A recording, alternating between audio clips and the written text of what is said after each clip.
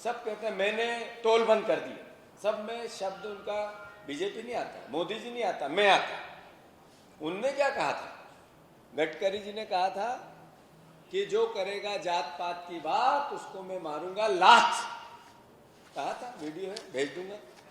फिर हमारे शिवराज जी ने भी कहा था, ये मोहन यादव जी ने भी कहा था। मोहन यादव जी ने कहा 4 जातियां हैं, एक जाति है किसान, एक जाति है गरीब, एक जाति है युवा, एक जाति है महिला।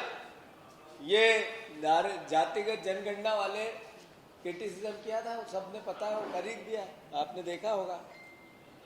फिर योगी जी ने इससे बड़ी बात कही कि ये जो जातियों की बात करते हैं, जातिगत जनगणना की बात करते हैं, ये रावण और दुर्योधन का इनमें डीएनए है। क्या बोला था? रावण और दुर्योधन का इनमें डीएनए। ये योगी जी का एक वक्तव्य था। इसमें आरएसएस ने भी कहा था, आरएसएस ने कहा था, सब वीडियो है, सब निकाल लिए अभी मेरे, इसके बाद फिर जारी कर। उनने कहा था कि समाज की एकता और अखंडता के लिए जातिगत जनगणना खतरा है। राहुल गांधी जी ने क्या कहा था? राहुल गांधी जी ने कहा था कि इस देश में अगर सच्चा विकास चाहिए तो गरीब की पहचान बहुत जरूरी है, और गरीब की पहचान का कोई साइंटिफिक तरीका नहीं हो सकता जब तक इसकी गणना नहीं हो। क्योंकि हमारा देश अस्वीकार नहीं कर सकता कि हम एक तरफ बीजेपी, नरेंद्र मोदी, भारतीय जनता पार्टी ये कहती है कि शादियां कहाँ होगी, सर्वविदित है, वो बताते हैं यहाँ। वो कहते हैं समाज में किस तरीके का बनना चाहिए, तो वो कहते हैं सामाजिक समीकरण जैसे वैसा बनना चाहिए। वो वर्णों की बात करते हैं, वर्णों की बात सबसे ज्यादा नरेंद्र मोदी करते हैं, बीजेपी करती है, आरएसएस करती है। और फिर एक तरफ कहते हैं जाति का आधार नहीं होता, यानी देश के सामने झूठ बोलते हैं, देश को गुमराह करते हैं, और कट्टरता और नफरत के लिए देश को अलग अलग तरीके से बांटते हैं। अभी एक बात आती है ना, वो कई जातियां हैं और अलग एक यात्रा निकाल रहे हैं लोग, जातियों की बात नहीं करते, जात पात छोड़ दो, और है ना, इसी बातें आती हैं। सब बाकी चीजें समझ जाओ, मैं बोल नहीं पाऊंगा, मीडिया में चल जाएगी थोड़ी आप लोगों की। कुल मिला के कहानी है कि ये राहुल गांधी जी की जीत नहीं है, ये इस देश के गरीबों की जीत है। ये जीत है इस देश का वो आदमी, वो साथी जो पीछे बैठे हैं। साथियों, मेरा आपसे आग्रह है, भैया थोड़ी देर मदद करो, चश्मे वाले भैया थोड़ी देर मदद करो। जो राहुल गांधी जी बात करते हैं वो एक दिन का प्रयास नहीं, वो देश की आज़ादी, जब देश विकास हुआ, देश की आज़ादी हुई और देश का विकास चालू हुआ, तभी से जो कांग्रेस पार्टी की सोच और उसके विचार ने जिस तरीके का देश बनाने का सपना देखा था, उसमें बाबा साहब अम्बेडकर ने जो विचार दिया था मौलिक अधिकारों को और सामाजिक, आर्थिक, राजनीतिक समानता की लड़ाई को, इस देश के नागरिक को समान अधिकार मिले। स्वाभाविक है, आरक्षण उसका एक हिस्सा था, समानता को लेकर कि समाज में जिस तरीके की ऊंच नीचे आर्थिक, राजनीतिक और सामाजिक, उसको इक्वलिटी पे लाना है, उसी में संविधान निहित था। फिर जब इंदिरा जी ने कहा कि गरीबी हटाओ, तो स्वाभाविक था कि जब गरीबी हटाओ का नारा दिया था तो उसमें किस समाज और किस जात और किस धर्म के व्यक्ति को नहीं देखा गया, गरीब की बात की। जब उसकी मजाक अभी शिवराज जी ने उड़ाई, उनकी बात करूंगा मैं आगे। फिर उसी पेरापे में राहुल गांधी जी ने, राजीव गांधी जी ने करप्शन की बात की थी कि गरीब तक पैसा नहीं पहुंचता है जो हम पहुंचाते हैं। वो लड़ाई क्या थी, उसका जो अंतर मन का जो भाव था वो क्या था कि गरीब के लिए संसाधन जुटाने में पारदर्शिता लाना। राहुल गांधी जी पिछले 10 साल से एक ही बात कर रहे हैं, जातिगत जनगणना, और नरेंद्र मोदी जी पिछले 10 साल से उसकी मजाक, उनकी उस भावना की मजाक उड़ाते हैं। संसद में इस बात को लेकर उनके सांसद उनको गालियां देते हैं। उनके भारतीय जनता पार्टी के 500 से ज्यादा विधायकों ने जातिगत जनगणना को लेकर कितनी खराब बातें की, गूगल पे जाओ सर्च करो, मिलने लगेगी। उनके सांसदों ने कितनी अलग अलग तरीके से, वाहियात तरीके से देश में नफरत फैलाई जातिगत जनगणना को लेकर राहुल गांधी जी के खिलाफ, गूगल पे जाओ आपको मिल जाएगी। नरेंद्र मोदी, योगी, गडकरी, शिवराज, अपने बीजेपी के और सारे सांसद, कई मंत्री, सब ने जातिगत जनगणना, यहाँ के फाइनेंस मिनिस्टर, सब ने इसको नकारा। और राहुल गांधी जी ने जो कहा आपने सुना, ऐसे 2 लाख वीडियो मिलेंगे उनके, 2 लाख, 1-2 नहीं मिलेंगे। भावना क्या है? भावना है कि इस देश में 78% लोगों के पास देश की सिर्फ 78% संपत्ति, 78% संपत्ति 13% लोगों के पास रहेगी, और जो बची हुई संपत्ति देश के बाकी लोगों के पास रहेगी। इतनी आर्थिक असमानता है। वो लोग कौन है? जब हम राहुल गांधी जी भी ये बात करते हैं कि मीडिया, आप लोग सब इसको बहुत अच्छे से एहसास करोगे कि वो जब ये कहते हैं कि मीडिया में भी एक गरीब वर्ग है, तो यहीं बैठे हुए आप परिवार के लोग हो, आप अपनी अपनी आर्थिक स्थिति का आकलन करो और राहुल गांधी जी का है तो सपोर्ट करो या उनका विरोध करो। अपनी अपनी आर्थिक स्थिति चेक करो अपने अपने संस्थान में। तो ये पराभाव जो हो रहा है कि कोई संस्थान सरकार द्वारा चलता है और उसका पालन पोषण सही हो रहा है, पर उसमें कर्मचारी जो काम करता है, जो जर्नलिस्ट काम करता है, जो मीडिया का साथी काम करता है, उसके हालात क्या है? अगर ये बात राहुल गांधी जी इनडायरेक्ट करते हैं तो क्या गलत है? जो अलग अलग जातियों में हम ये कहते हैं आरक्षण 10 साल के लिए था, 20 साल के लिए था, 30 साल के लिए था, फिर भी आरक्षित वर्ग का आदमी ही गरीब क्यों है?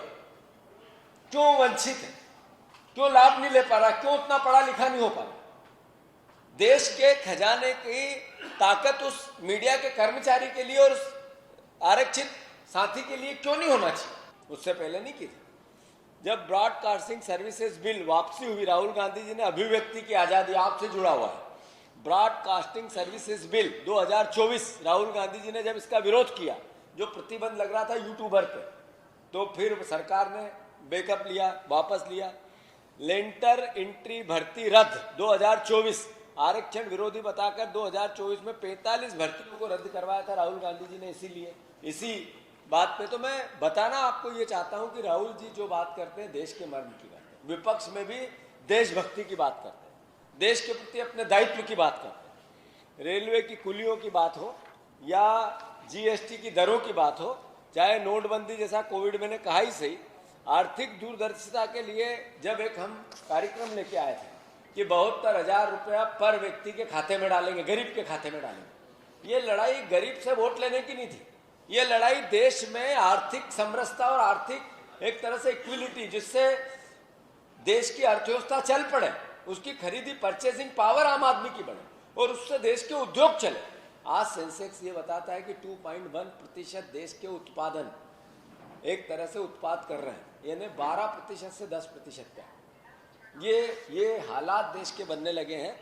मैंने आपसे जैसा ही कहा कि राहुल गांधी जी ने हमेशा समय एक नेतृत्व, समावेशी नेतृत्व के साथ दूरदर्शिता, न्यायपूर्वक व्यवस्था बने, इसकी लड़ाई लड़ी है। अब आदरणीय शिवराज सिंह चौहान, जिनका ये भी गूगल पे सर्च कर लो, फिर से शिवराज सिंह चौहान जी के लिए मैं फिर से कह रहा हूं कि भारतीय जनता पार्टी का जो उनको सबसे पसंद करता है वो कार्यकर्ता, जो शिवराज सिंह चौहान को आइडियल मानता है वो व्यक्ति, और मीडिया जगत के आप सब गूगल पे सर्च करो कि सबसे झूठ बोलने वाला नेता कौन, तो शिवराज जी का 5 लोगों में नाम नहीं आए तो मैं जिम्मेवार। 5 लोगों, ये गूगल आईना है इन लोगों के चरित्र का।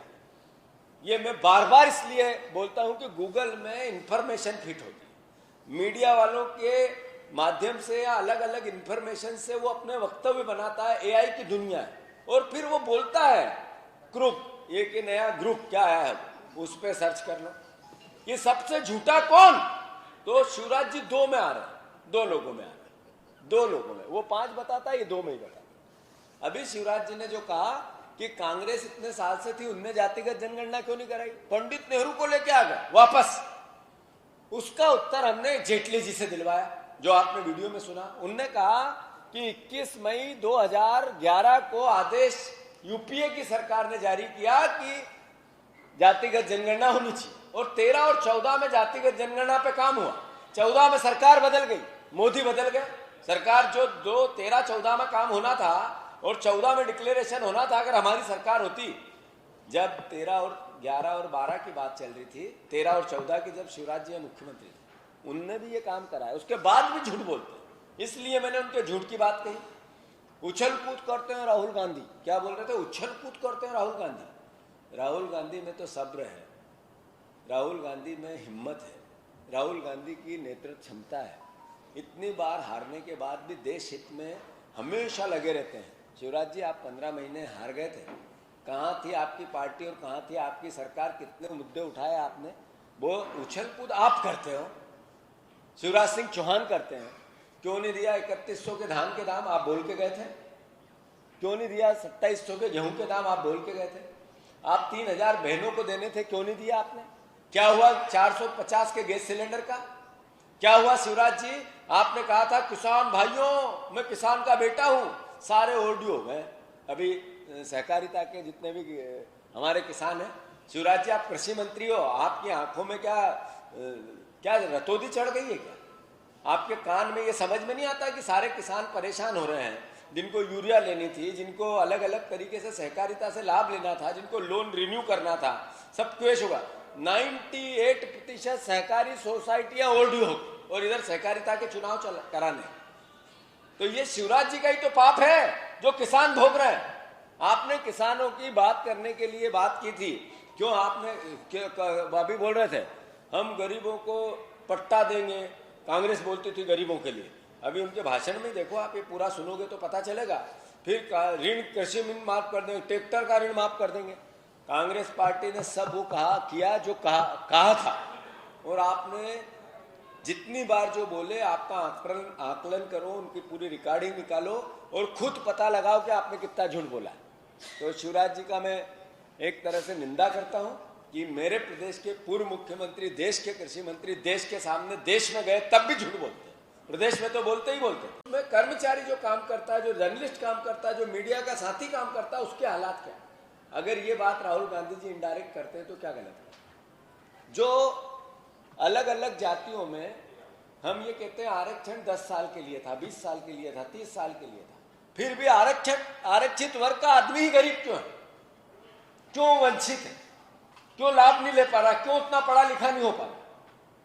देश के खजाने की ताकत उस मीडिया के कर्मचारी के लिए और उस आरक्षित साथी के लिए क्यों नहीं होना चाहिए? अभी अदरवाइज मत लेना इस बात को, जो मैंने जिन 13% लोगों की मैंने बात की जिनके पास 78% संपत्ति, अगर आप उनकी लिस्टिंग करेंगे तो वो आरक्षित वर्ग में से नहीं आते। क्यों? अगर ये लड़ाई राहुल गांधी जी, कांग्रेस पार्टी जिसने हमेशा से गरीब के साथ की बात की, गलत किया। एक ब्राह्मण परिवार का साथी रोज मंदिर में पूजा करता है, हम लोगों को भी भगवान से मिलवाने का, आम जनता को काम करता है, प्रार्थना से जोड़ता है, ईश्वर की आराधना से जोड़ता है। जब उसकी बेटी की शादी होती है तो वो जो उनके उस मंदिर में आगंतुक रहते हैं, जो दर्शन करने आते हैं, उन्हीं के पास वापस जाता है भिक्षा मांगने की, मेरी बेटी की शादी थोड़ी मदद कर। क्या उस ब्राह्मण साथी का अधिकार नहीं जो गरीब है कि खजाने का द्वार उसके लिए खुले? राहुल गांधी अगर ये बात करते हैं तो क्या गलत करते हैं? क्या गलत करते हैं कि इस देश में किसान, जो 80 करोड़ जनता है, जो सरकारी राशन पे, उसके लिए खजाने के द्वार सिर्फ इतना है कि तू सरकारी राशन ले ले, 5 kilo, 10 kilo, 15 kilo. Ladli Behna सिर्फ इसके लिए कि 40 रुपये रोज तू ले। लाडली बहना के 1200 रुपये मिलते हैं, 40-42 रुपये रोज। 42 रुपये रोज उस गरीब को देना है। सबका साथ, सबका विकास। लाडली बहना का साथ दिया, उसको 42 रुपये रोज दिए, और 13% लोगों का साथ दिया, उनको अरबों खरबों, 2-2, 4-4, 5-5 लाख गुना प्रॉफिट दिया। तो अगर ये लड़ाई जातिगत जनगणना के माध्यम से राहुल गांधी जी लड़ते तो कोई गलत बात करते? मैं आप सबसे आग्रह करना चाहता हूं कि ये न्याय की लड़ाई, सामाजिक, आर्थिक और राजनीतिक समानता की लड़ाई। राहुल गांधी जी, जब हम संविधान की अभी हमने रैली निकाली जो पूरे देश में, ग्वालियर में भी निकली, मूल भावना क्या थी? संविधान की रक्षा की, जो अलग अलग तरीके से नरेंद्र मोदी, भारतीय जनता पार्टी और उससे लगे हुए लोग रोज प्रहार करते हैं संविधान। तो लड़ाई उस बात की। साथियों, मैं इतना अनुरोध करना चाहता हूं कि जातिगत जनगणना का संकल्प सिर्फ राजनीतिक भाव नहीं, देश की उन्नति, देश की आर्थिक समृद्धि, देश की सामाजिक समृद्धि और अल्टीमेटली देश का जो हैप्पीनेस इंडेक्स है वो सबके लिए हो, कि कुछ लोगों के लिए नहीं। ये लड़ाई है जातिगत जनगणना। जैसा राहुल गांधी जी के लिए नरेंद्र मोदी, बीजेपी, अदरवाइज मत लेना, आप सब तो मैं माफ़ी मांगते हो कहता हूँ, आप सब भी सम्मिलित रहते हो। जब वो बात करते हैं कोविड की, कि कोविड आ रहा है, हवाई जहाज बंद करो, तो मीडिया के जगत के साथियों ने भी उन्हीं का साथ दिया और राहुल गांधी की मजाक उड़ाई।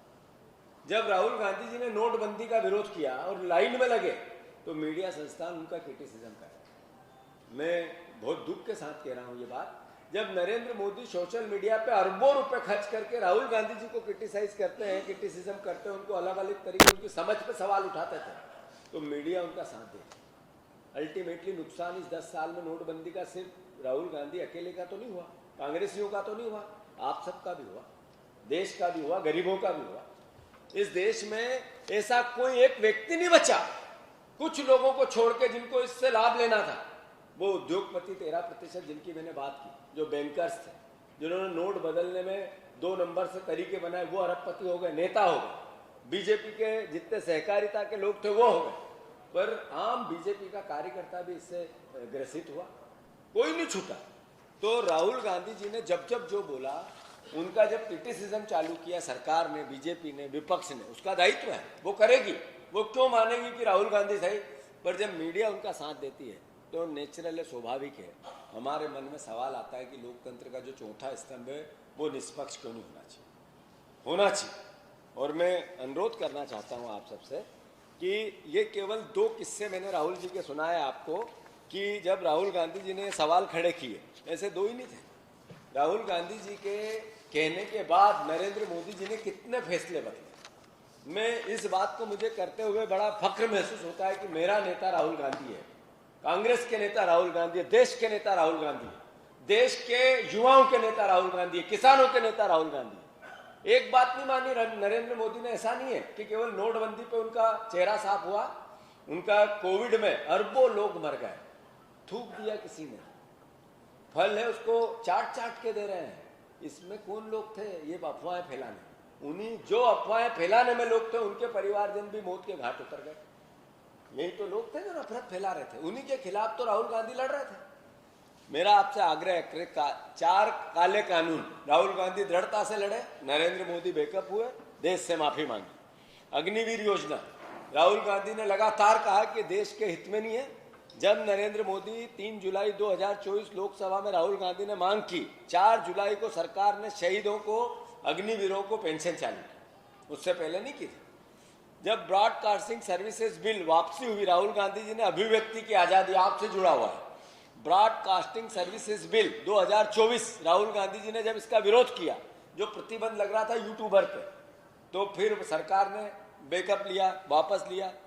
लेंटर एंट्री भर्ती रद्द 2024, आरक्षण विरोधी बताकर 2024 में 45 भर्तियों को रद्द करवाया था राहुल गांधी जी ने। इसीलिए इसी बात पे तो मैं बताना आपको ये चाहता हूं कि राहुल जी जो बात करते हैं देश के मर्म की बात है, विपक्ष में भी देशभक्ति की बात करते हैं, देश के प्रति अपने दायित्व की बात करते हैं। रेलवे की कुलियों की बात हो या जीएसटी की दरों की बात हो, चाहे नोटबंदी जैसा कोविड मैंने कहा ही सही, आर्थिक दूरदर्शिता के लिए जब एक हम कार्यक्रम लेके आए थे कि 72,000 रुपया पर व्यक्ति के खाते में डालेंगे, गरीब के खाते में